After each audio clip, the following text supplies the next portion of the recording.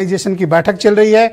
मैं आप सबको डिबेट शुरू करूं उसके पहले बताना चाहता हूं कि इस देश में विदेशी मामलों के जो हिंदी के सबसे बड़े जानकार पत्रकारों में से एक हैं उमाशंकर जी, और ये हमारे लिए एक बड़ी अपॉर्चुनिटी है कि आज वो स्वयं इस वक्त तियानजिन चाइना से मेरे साथ मौजूद हैं। उमाशंकर जी, आपका बहुत स्वागत और धन्यवाद। और मेरा पहला सवाल है आपसे कि शी जिनपिंग और मोदी की इस मुलाकात से और एससीओ की बैठक का क्या आउटकम है इंडियन पर्सपेक्टिव के मुताबिक?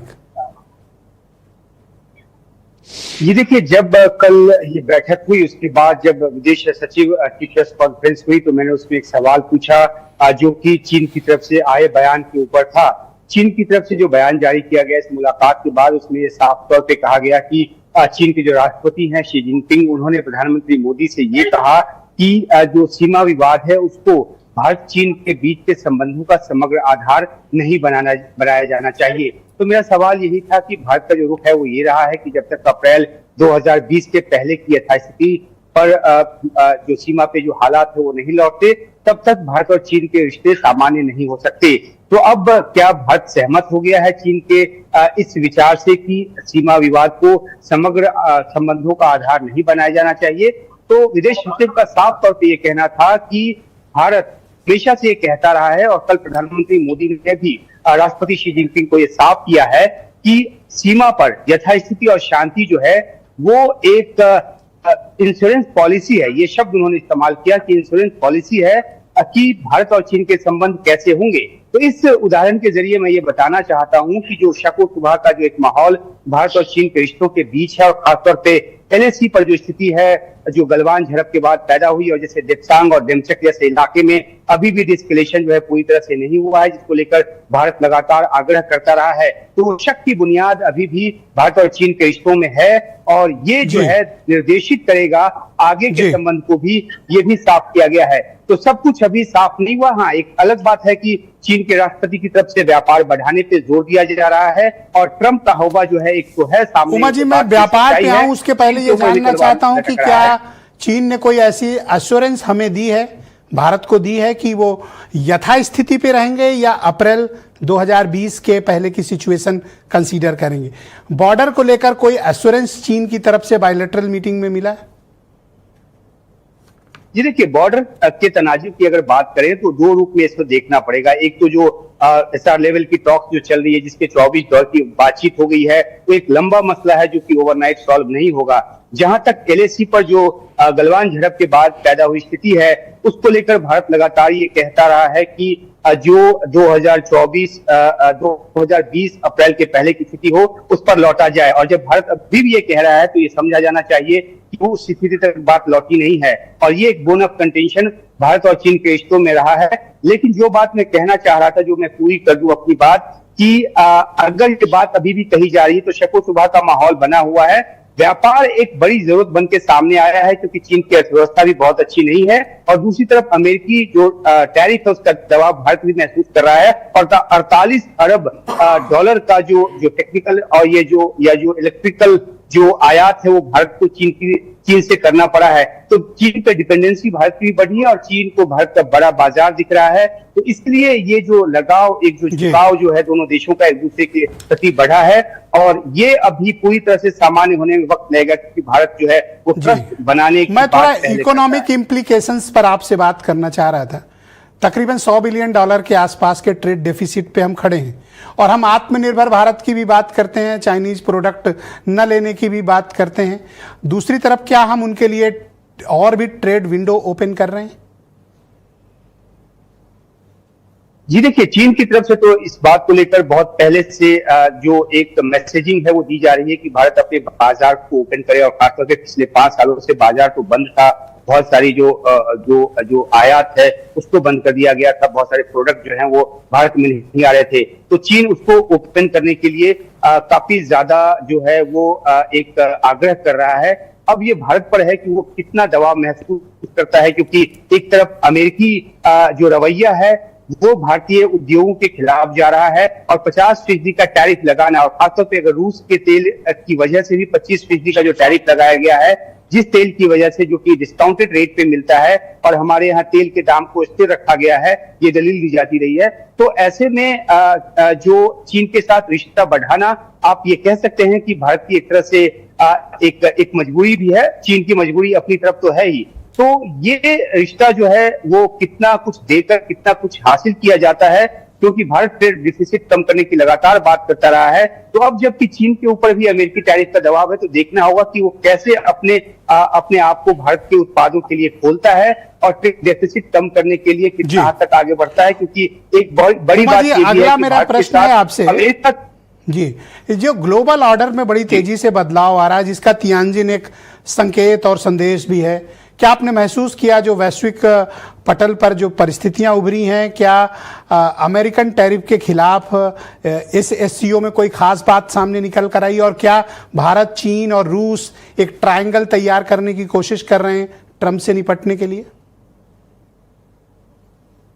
ये देखिए, अगर एससीओ के आधार की बात करते हैं तो इसका आधार जो है वो आर्थिक ही रहा है, और ऐसे में जब भी ये समिट होता है तो दोनों ही तो इस मंच से तमाम देशों के बीच जो आर्थिक सहयोग है उसको और ज्यादा मजबूत करने की बात होती है, जो कि इस बार भी हुई है। और चीन की तरफ से इस बात का ज्यादा जोर दिया जाता रहा है। जो वर्ल्ड ऑर्डर बदलने की आप बात कर रहे हैं, वो इस मुतल्लिक का ये चुनौती सामने आई है कि अमेरिका जिस तरह से अपनी पहुंच जताता है और जिस तरह से अपनी प्रभुसत्ता जताने की कोशिश करता है, ऐसे में ये माना जा रहा है कि जो 43% जो आबादी और जो 23% तकरीबन जीडीपी जो है, या 27% जो जीडीपी है, जिसको कि एससीओ के तमाम देश जो है वो उनके ऊपर इसका दारोमदार है, तो क्या ये शक्तियां मिलकर एक विकल्प पैदा कर सकती हैं ताकि अमेरिकी जो चौधराहट हो खत्म हो? तो ये इसको हवा इस बात से भी मिली है कि चीन जो है वो रूस का तेल खरीद रहा है, भारत रूस का तेल खरीद रहा है, तो रूस और यूक्रेन में जंग चल रही है, रूस की अर्थव्यवस्था जो है डमाडोल है। अब ये तीनों देश जो है मिलकर क्या एक विकल्प दे सकते हैं जहां एक दूसरे की जरूरत को पूरा कर अमेरिका को चुनौती दे सकें। लेकिन ये भी बात है कि जो ट्रंप है अपने रुख में नरमी नहीं ला रहे, और ट्रंप जो अमेरिकी जो प्रतिबंध है या अमेरिकी जो टैरिफ है वो भारत के लिए बहुत ज्यादा मैटर करेंगे। तो ये एक ऐसी प्रश्न मेरा भारत की विदेश नीति को लेकर भी है जी। क्या आप तो विदेश मंत्रालयों की ब्रीफिंग में भी मौजूद रहे होंगे, क्या भारत ने चीन को लेकर अपनी फॉरेन पॉलिसी में कोई बड़ा बदलाव किया है? ये देखिए, मुझे बदलाव नजर नहीं आता, लेकिन एक वक्त के हिसाब से एक समझौता करने की जो एक हालत है वो जरूर नजर आ रही है। क्योंकि जैसा कि मैंने आपको शुरुआत में बताया कि जो ट्रस्ट डेफिसिट है वो अभी भी है, और भारत ने बेशक उड़ान वो शुरू करने की बात की हो, जो अगले कुछ दिनों में सीधी उड़ान शुरू हो जाएगी। जो व्यापारिक संबंधों को मजबूत की बात है वो भी शुरू होगी। लेकिन भारत अभी भी इस संशय में है कि क्या चीन आगे भी किसी तरह की हरकत करेगा, और इसलिए कल विदेश सचिव की तरफ से साफ संदेश दिया गया कि आगे के जो भी रिश्ते होंगे वो सीमा की स्थिति से, एलएसी की स्थिति से तय होंगे। और ये माना जा सकता है कि भारत जो है वो अभी हालांकि वो अपनी तरफ से वक्त ले रहा है, क्योंकि मेरी बातचीत जो है चीन के लोगों की से भी होती रही है, उनके डिप्लोमेट से भी होती रही है, उनको लगता है कि भारत बहुत ज्यादा वक्त ले रहा है। लेकिन मुझे लगता है कि भारत अभी भी एक फूंक कर कदम रख रहा है। इतना दो अंतिम सवाल है आपसे माहौल में चीन के, क्या अप्रैल 2020 के पहले की स्थिति बहाल होने तक भारत को अपनी विदेश नीति पर डटे रहना होगा, या फिर चीन हमें कोई एश्योरेंस देगा कि वो अप्रैल 2020 के पहले की स्थिति बहाल करे? ये देखिए, अप्रैल 2020 के पहले की स्थिति की बहाली के लिए चीन की तरफ से अभी तक ऐसा कोई आश्वासन नहीं मिला है। हाँ, दोनों देशों ने एक दूसरे को एंगेज किया हुआ है, मिलिट्री लेवल पे बातचीत चल रही है, कूटनीतिक स्तर पे बातचीत चल रही है। अभी वांग यी दिल्ली आए थे, एसआर लेवल की जो बाहर से स्पेशल रिप्रेजेंटेटिव स्तर की बातचीत है वो हुई है, जो कि बॉर्डर के बड़े तनाजों को उसको साफ करने की कोशिश के लिए हो रही है। और जो भारत है लगातार चाहता है कि 1993 का जो बॉर्डर पीस ट्रैंक्विलिटी एग्रीमेंट है उससे बॉर्डर के जो मसले हैं वो हल हो। लेकिन ऐसा चीन की तरफ से अभी नहीं कहा गया, और तभी उनकी तरफ से यह बयान दिया जाता है कि जो सीमा का विवाद है उसको समग्र रिश्तों का आधार मत बनाइए। तो एक डिवीजन, एक जो विरोधाभास है अभी भी नजर आता है। लेकिन व्यापारिक जो अभी की जो जरूरतें हैं वो भारत को फोर्स कर रही है चीन की तरफ जाने को लेकर। क्वेश्चन की, इसलिए जो है आप डिबेट में आने से पहले आपने जरूर पढ़ा होगा कि डोनाल्ड ट्रंप ने एक और बयान जारी किया है और उन्होंने कहा है कि भारत और यूएस के बीच बहुत असंतुलित व्यापार है, और वो जो हमें भेजते हैं और हम उन्हें जो भेजते हैं उसके बीच बहुत असंतुलन है। तो अब बहुत देर हो चुकी है, क्या ये भारत के लिए कोई और थ्रेट है ट्रेड के विषय पे? जी देखिए, ट्रम्प जो है वो एक बहुत ही जो उनका प्रेडिक्शन नहीं किया जा सकता कि कल को क्या ट्वीट करेंगे, क्या पोस्ट करेंगे, लेकिन एक ऐसा जो एक ट्रस्ट डेफिसिट भारत और अमेरिका के बीच पैदा हो गया है, जिससे पार पाना मुश्किल लगता है। खासतौर पे जिस तरह से अगर ट्रम्प के आर्थिक सलाहकार की बात करें, नवारो की, पीटर नवारो की, वो जिस तरह से आगे बढ़कर स्टेटमेंट दे रहे हैं और बिना वो ट्रम्प के चाहते हो नहीं सकता, तो ये और ज्यादा कॉम्प्लिकेटेड होता नजर आ रहा है। एक आखिरी बात ये भी है कि ब्रिक्स को लेकर जो ट्रम्प ने आरोप लगाया कि डी-डॉलराइजेशन करने की वो कोशिश कर रहे हैं, तो ब्रिक्स के देशों पर वो टैक्स लगाएंगे, टैक्स बढ़ाएंगे। और ऐसे में जब एससीओ की बैठक हुई है और इस बैठक पे अमेरिका की भी निगाह थी, तो आने वाले दिनों में हो सकता है कि ट्रम्प की आपसे सवाल तो बहुत ढेर सारे हैं, चूंकि सीमित समय है। एक सवाल और करना चाहता हूं, क्या ये भारत का बैलेंसिंग एक्ट है कि हम चीन और रूस के साथ दिखने की कोशिश कर रहे हैं अमेरिकन टैरिफ से निपटने के लिए, या फिर ये महज औपचारिकता है जो हम करने गए, वैश्विक मंच है, कुछ जरूरतें होती हैं? ये देखिए, विश्व कूटनीति में संतुलित एक रवैया लेकर चलना पड़ता है। आप तन कर नहीं रह सकते, क्योंकि तन कर रहने के अपने नुकसान होते हैं।